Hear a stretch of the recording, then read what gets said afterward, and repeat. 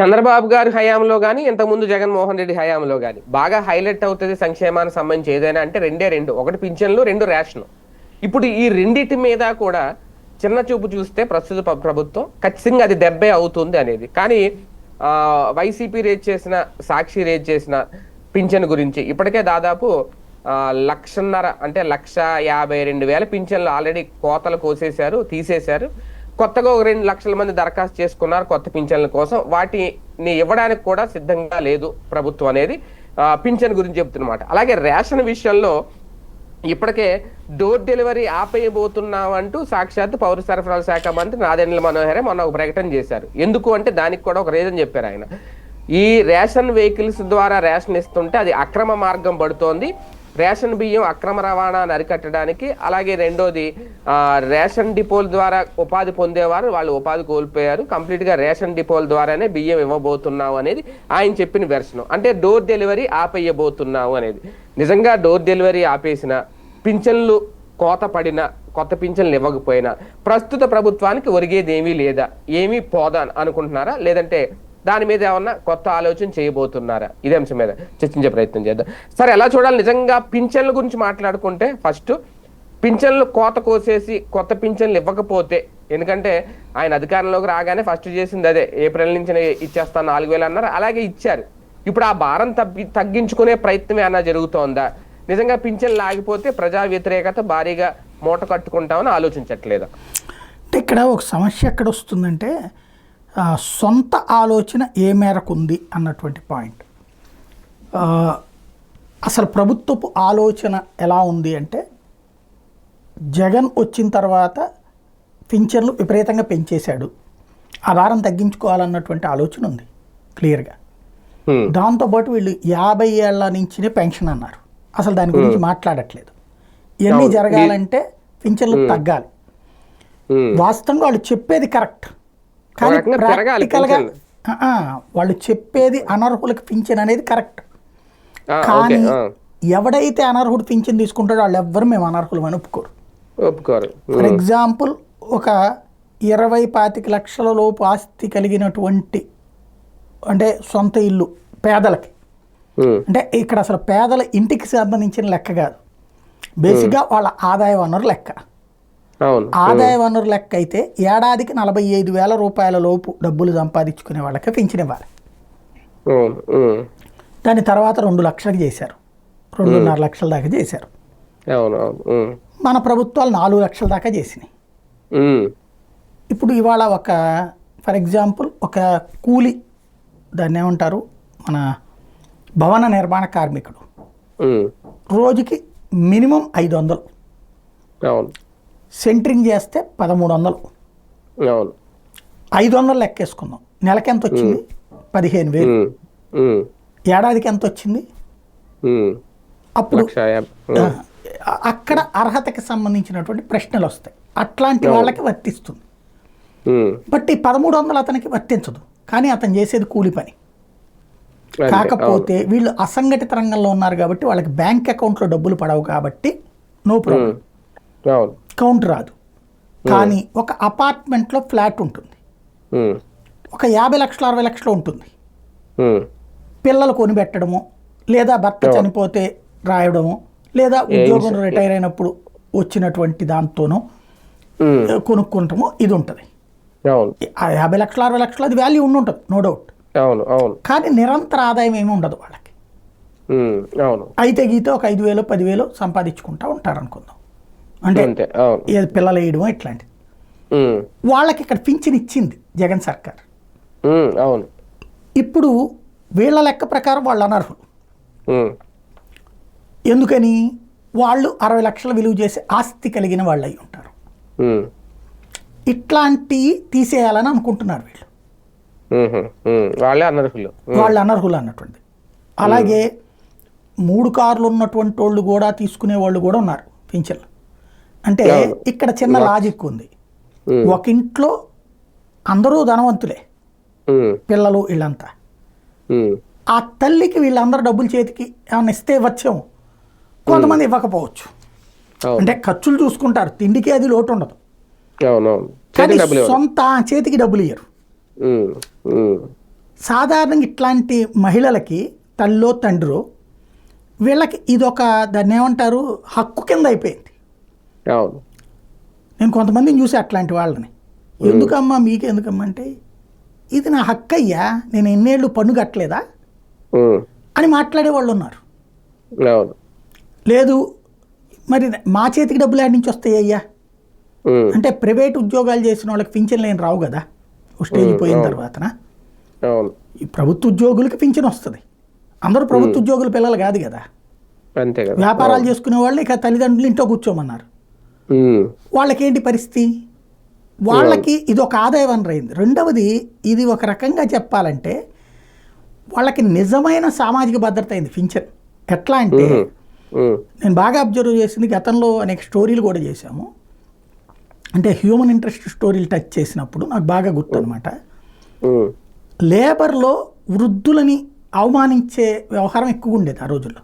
పెట్టేటప్పుడు నా మొగుడు నేను రాత్రి పగల చస్తంటే దీని మొహాన పెట్టాల్సి వస్తుంది, నువ్వు అట్టాగా నువ్వు ఇట్టాగా అని అత్తని మామని తిట్టకుండా తిట్టేవాళ్ళు ఉండేవాళ్ళు ఒక రోజుల్లో. ఈవెన్ వీళ్ళ తిట్లకి అలవాటు పడ్డటువంటి వాళ్ళ బిడ్డలు కూడా తమ తాత మామల్ని చిన్న చూపుతో చూసిన సందర్భాలు ఎక్కువ ఉన్నాయి, చులకనగా చూసిన సందర్భాలు. కానీ ఈ పింఛన్ సిస్టమ్ వచ్చాక చాలా మార్పు వచ్చింది. ఇదివరకు అప్పుడు కూడా పెన్షన్లు వచ్చేది 75 రూపాయలు 200 రూపాయలు అట్లా 1000 రూపాయల వరకు వచ్చినప్పుడు కూడా. అయితే ఈ 2000 అయ్యాక ఒక ధైర్యం, 3000 వచ్చాక ఇంకొక ధైర్యం, 3000 రూపాయలు, ఇప్పుడు 4000 అయ్యాక ఇంకా భరోసా. ఒక వృద్ధురాలు పెన్షన్ ఇంట్లో ఉన్నటువంటి వాళ్ళ చేతిలో ఒక 4000 ఉన్నప్పుడు, కోడలు ఏదో పుట్టినరోజు వచ్చింది, చీర కొనుక్కోమ్మా అని ఓ 1000 ఇవ్వగలుగుతున్నారు. అప్పుడు నా అత్త నాకు ఓ 1000 ఇచ్చింది, నా అత్త మామ 1000 ఇచ్చారు, 10 మందికి చెప్పుకోవడానికి. ఇది సొసైటీ కదా. ఈ సొసైటీలో మనం దీన్ని లైట్ తీసుకుంటాం, చాలా ఇంపార్టెంట్ అనమాట. అట్లాగే మనవాడికి 10 రూపాయలు పెట్టి కుర్కురే కొనుక్కోపోరా, 20 రూపాయలు పెట్టి ఏదైనా కొనుక్కోపోరా, లేదా గిఫ్ట్ కొనిస్తాడు. ఇక్కడ తిండి ఇంట్లో గడిచిపోతుంది.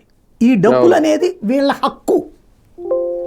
దీనివల్ల వీళ్ళకి గౌరవం దక్కింది, వృద్ధులకి గౌరవం దక్కింది.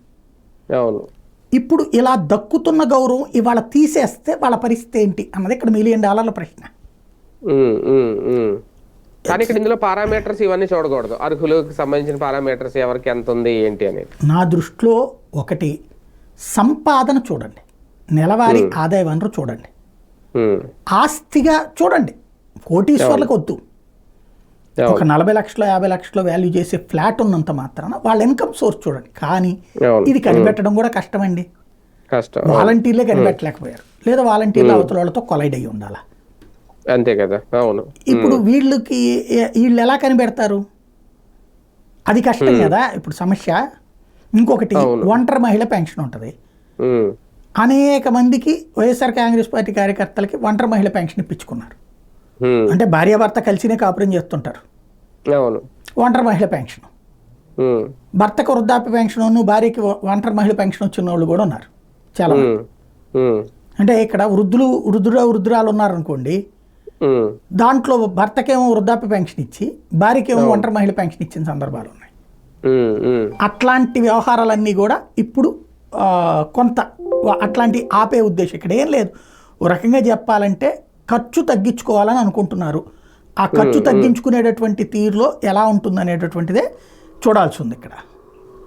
కానీ ఒకటిసారి ఇదంతా చూస్తుంటే ప్రజలకు ఇప్పుడు అర్థం కానిది ఏంటి అంటే, ఈ అర్హతలు అనేది ఇప్పుడు ఈ పింఛన్ల విషయంలో చూసి నిజంగా వైసీపీ చెప్పినట్టు 156,000 మందికి ఇప్పుడు పోతే కనుక ఈ 6 నెలల్లో, రేపొద్దున్న వీళ్ళు ఇస్తానన్న ఆ 1500 ఏదైతే ఉందో 18 ఏళ్ళు దాటిన వాళ్ళకి, అలాగే ఇందాక మీరు చెప్పినట్టు బీసీలకి వీళ్ళందరికీ 50 ఏళ్ళు దాటితేనే పింఛన్ అన్నారు, అందులో కూడా సేమ్ ఇవే అర్హతలు పరిగణలోకి తీసుకుంటే అక్కడ కూడా ఇంకెంతమందికి పింఛన్ వస్తుంది అనేది, ఒక కుటుంబంలో ఒక ఇందాక మీరు వితంతు పింఛను ఇవి తీసుకోవడానికి అనర్హులని కుటుంబాన్ని మీద వేసేస్తే, ఇంకా అప్పుడు రేపు పొద్దున్న 18 ఏళ్ళు దాటిన వాళ్ళు అదే కుటుంబంలో ఉంటే వాళ్ళకి కూడా అది వర్తించదు కదా.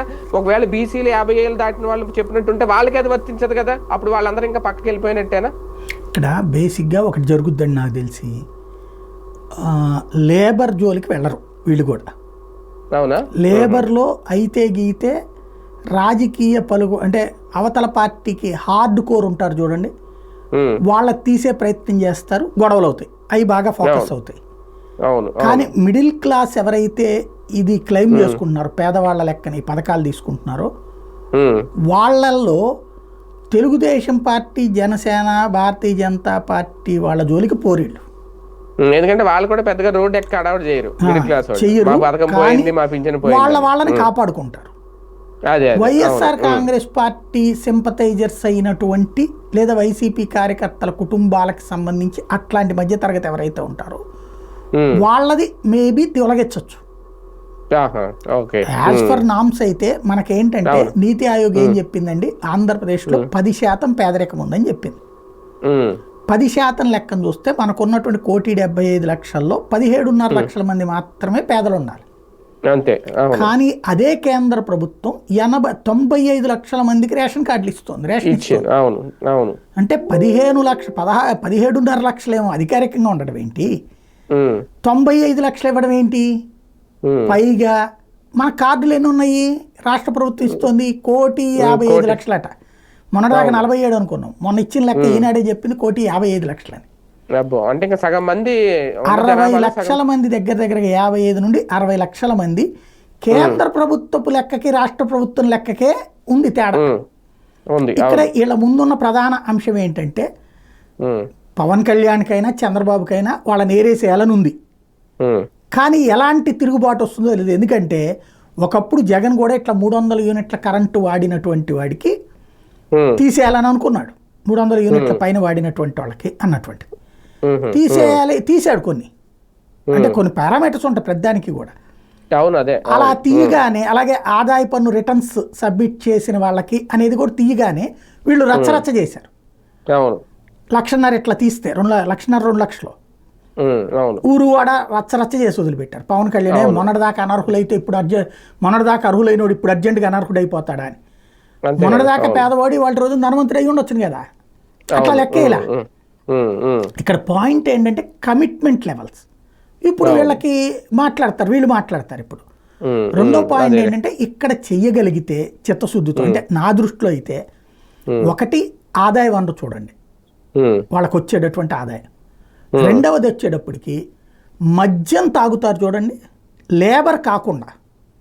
నేను అనేది ఏంటంటే ప్రతి మద్యం దుకాణంలో కూడా మీరు అన్నారు కదా డిజిటల్ సిస్టమ్, ప్రతి ఒక్కడికి బిల్లు ఉండే సిస్టమ్ పెట్టండి, బిల్లు ద్వారానే మందు పెట్టండి. అంటే రేపు పొద్దున మిమ్మల్ని ఏలెత్తి చూపెట్టకుండా తొలగించేందుకు ఒక మార్గం చెప్తున్నాను నేను. ఎట్లా అంటే ప్రతి దానికి బిల్లు ఉండేటట్టు చూడండి, ఆ బిల్లు ఆధార్ కార్డు తీసుకొచ్చి వేయించుకోవాలి మందు. ఇందులో లేబర్ మద్యాన్ని వదిలేయండి, పాపం వాళ్ళు కష్టపడ్డారు, వాళ్ళు కొనుక్కున్నారు. ఎవరైతే లేబర్ కానటువంటి వాళ్ళు ఈ మద్యం కన్జంప్షన్ నెలకు ఒక 1,000 రూపాయల పైన చేస్తున్నటువంటి వాళ్ళు, అంటే నెలకు ఒక 10,000 అనుకోండి, 5,000 10,000 కన్జంప్షన్ చేస్తున్నారో వాళ్ళకి మాత్రం తీసేయండి. 5,000 10,000 మద్యం కొనుగోలు చేస్తున్నోడికి ఇది 3,000 4,000 ఎందుకు? వాళ్ళకి తీసేయండి. అప్పుడు అడిగినా కూడా రేపు కోర్టులకు వెళ్ళినా కూడా సమాధానం చెప్పుకోవడానికి ప్రభుత్వానికి ఉండదు ప్రాబ్లం. అదే కదా. ఇంకోటి ఆ మాట అనొచ్చు, కానీ అంత కమిట్మెంట్ లెవెల్స్ ఏముండవండి. బేసిక్గా ఇప్పుడు వెరీ సింపుల్ లాజిక్ ఏముంటుందంటే నేను చెప్పినట్టు వైఎస్ఆర్ కాంగ్రెస్ పార్టీ సింపథైజర్స్ అయిన మిడిల్ క్లాస్ వాళ్ళకి పీకేస్తారు. అది పేపర్లలో రేపు పొద్దున్న రాబోయే రోజులు ఒకసారి మీరు గుర్తు తెచ్చుకుంటే పాత వీడియోలు చూసుకోండి. మన డిబేట్లో నేను చెప్పే ఎలక్షన్స్ ముందే ఇది జరుగుతుంది. ఏంటంటే ముందు దొంగలు అక్రమంగా ఇచ్చారు, అదేది వాలంటీర్లు ఇచ్చారు, వాళ్ళ మీద కేసులు పెట్టమని చెప్పారు, చంద్రబాబు సీరియస్ అయ్యారు, జైల్లో పడేయమన్నారు, ఆగ్రహం వ్యక్తం చేశారు. ఇట్లాంటి 2-3 రోజులు రాస్తారు. కొన్ని రోజులు పోయాక వాడే ఆ బియ్యం తీసుకోవడానికి భయపడాలా. ఇప్పుడు రేషన్ ఉంది, ఇవాళ బియ్యం తీసుకోవడానికి భయపడే పరిస్థితి సృష్టిస్తున్నారు. బియ్యం అమ్ముకుంటున్నారు అనేటటువంటి ఒక దొంగలు అంటే ఏమైపోతుంది వాళ్ళకి, ఆ భయం ముట్టిస్తారు. ఏదైనా తీసివేతలు కూడికలు ఏదైనా ఇంకా రాజకీయ కోణంలో చూడాలి తప్ప ఈ పారామీటర్స్ ఇవన్నీ మనం చూడకూడదు. నేను అనేది పారామీటర్ ఉండాలండి ఖచ్చితంగా, ఆ పారామీటర్ జెన్యూన్ గా ఉండాలి. అలా జెన్యూన్ గా ఉంటే చాలా పోతాయి మరి అలా అంతే. అప్పుడు తీసేయడం కూడా కరెక్ట్ అనే చెప్పాలి ఒక రకంగా. రెండోది డోర్ డెలివరీ ఎఫెక్ట్ అనేది ఏముండదా ప్రభుత్వం మీద? నిజంగా అది ఉండదు అనుకుంటే ఇంకా జగన్ చేసిన అన్ని వేస్ట్ పథకాలని అనుకోవాలా? ఇప్పుడు ఆల్రెడీ రేషన్ విషయంలో చెప్పేశారు డోర్ డెలివరీ ఉండదని. నిన్న జగన్మోహన్ రెడ్డి గారు కూడా ఒక పాయింట్ రేజ్ చేశారు ఆయన మాట్లాడుతూ. ఇంటింటికి డాక్టర్ అనే కాన్సెప్ట్ పెట్టాను నేను, మొత్తం దాన్ని కూడా తీసేశారు అంటే కొన్ని పథకాలు కూడా సైలెంట్ గా గల్లంత అయిపోతున్నాయి అనేది కూడా ప్రశ్న రేజ్ అవుతుంది ఇక్కడ బేసిక్గా ఒకటి ఏంటంటే జగన్ ముద్ర చెరిపేయాలనుకుంటున్నారు. గుడ్. అది దానివల్ల రిఫ్లెక్షన్ ఎట్లా ఉంటుంది అనేది రేపు ఎన్నికల్లో చూస్తారు. ఈ లోపుగా ఎన్ని మాట్లాడుకున్నా ప్రయోజనం లేదు. వాలంటీర్ వల్ల ప్రయోజనం ఏంటో పొందిన ప్రజలకు తెలుసు. వాలంటీర్ తీసేస్తామని ప్రజలకు హామీ ఇచ్చి అప్పుడు ప్రజలు ఓటేసి ఉంటే ఒక విధానం, సచివాలయాలు తీసేస్తామని చెప్పి ఎన్నికలకు వెళ్ళుంటే అది వీళ్ళు చేసిన తప్పు లేదు. కానీ అవి రెండు ఉంచుతానని చెప్పి సక్రమంగా చేస్తాం మరింతగా అని చెప్పి ఇప్పుడు ఎటు కాకుండా వాళ్ళని రోడ్డు మీద పడేసి పబ్లిక్ని రోడ్డు మీద పడేశారు. ఇవాళ బ్రోకర్ల చుట్టూ తిరగాల్సి వస్తుంది, లేకపోతే రాజకీయ నాయకుల చుట్టూ తిరగాల్సి వస్తుంది. ఆ రోజున ఇది ఉంటుంది అనుకుని ఓటేశారు కానీ ఉండదని ఓటేయలేదు కదా. అదే కదా, ఇది ఎప్పుడు చెప్తారు సమాధానం? నెక్స్ట్ ఎలక్షన్స్కే అవుతుంది తప్పించి ఇప్పుడు ఏమవుతుంది? అట్లాగే ఈ అయినా సరే పెన్షన్లు అని ఇవన్నీ కూడా ఇబ్బంది పెడతాయి. ఇప్పుడు రేపు పొద్దున అదేది దాన్ని ఏమంటారు, రోడ్లకి డబ్బులు తీసుకుంటారు. ఇప్పుడు ఏదో కొత్తది వాళ్ళు వేసారు, ఈ నెలలో చూస్తే ఆశ్చర్యం వేసింది అనమాట. ఇంత చక్కగా అందంగా తయారు చేసి సిటీలను కూడా తీసుకెళ్లి సిటీల్లో రోడ్లు కూడా ఇచ్చేస్తారట ప్రైవేట్కి. రోడ్డు వాడేసేసి గుంటలు పూర్తి చేసేసి అది మరి ఆదాయం ఎట్ట సంపాదించుకోవాలో వాళ్ళదంట. అందులో దాని పేరేంటి, బోర్డులు, దాన్ని ఏమంటారు, అడ్వర్టైజ్మెంట్ బోర్డులు, ఇతరత్ర ఆదాయ వనరులు దాని మీద వాళ్ళే సమకూర్చుకోవాలంటే. అంటే రోడ్డు రాసి ఇచ్చేస్తున్నారు వాళ్ళకి, దాని మీద సంపాదన వాళ్ళదేనంట. ఇది ఒక విచిత్రమైనటువంటి ధోరణి. కానీ ఒకటి సార్, డోర్ డెలివరీ విషయంలో సహేతుకమైన కారణమే కనిపిస్తుందా ఇక్కడ అనేది ఒక ప్రశ్న. ఎందుకంటే వీళ్ళిద్దరూ చెప్తున్నది ఒకటే. ఒకళ్ళు ఏం చెప్తున్నారు, రేషన్ డిపోలు తీసేయడం వల్ల చాలా మంది ఉపాధి కోల్పోతున్నారు, ఖచ్చితంగా వాళ్ళకి మళ్ళీ ఉపాధి కల్పించే మార్గం. మొన్న నాదెండ్ల మనోహర్ గారు చెప్పింది, ఇంటింటికి ఈ వెహికల్ ద్వారా ఇవ్వడం వల్ల పక్కదారి పట్టేస్తున్న బియ్యం అక్రమంగా ఎగుమతి అయిపోతున్నాయి, దాన్ని అరికట్టడానికి. దానికి సంబంధించి ఇప్పుడు ఒక సిట్ కూడా ఏదో వేశారు, అది కూడా మొత్తం అందరిలో గుబులు రేకెత్తిస్తుంది అది ఇదని. ఇది ఎంతవరకు సహేతం కనిపిస్తుంది ఇక్కడ చూడొచ్చు? ఒకళ్ళనొక్కళ్ళని దొంగలు చేసి పెట్టుకుంటూ ఒకళ్ళని పంపించేసేటప్పుడు ఒక పద్ధతి అండి. మరి ఇంతకుముందు రేషన్ షాపులు ఉన్నప్పుడు దొరకలేదా లారీలు? అదే కదా. అవును. ఇక్కడ బేసిక్గా అనేక సార్లు మనం లక్ష సార్లు మాట్లాడుకుని నిజాయితీగా ఉంటే తినే బియ్యం ఇవ్వండి. తినే బియ్యం ఇచ్చాక అమ్ముకుంటే తప్పు. జనం తినని బియ్యం ఇచ్చి, అది కేవలం ఆఫ్రికా ఖండంలో అట్లాంటి దేశాల్లో మాత్రమే తినే బియ్యం ఇచ్చి, అది మాత్రమే ఇక్కడ పంట పండించి, దాని మీద ఎందుకు రచ్చ?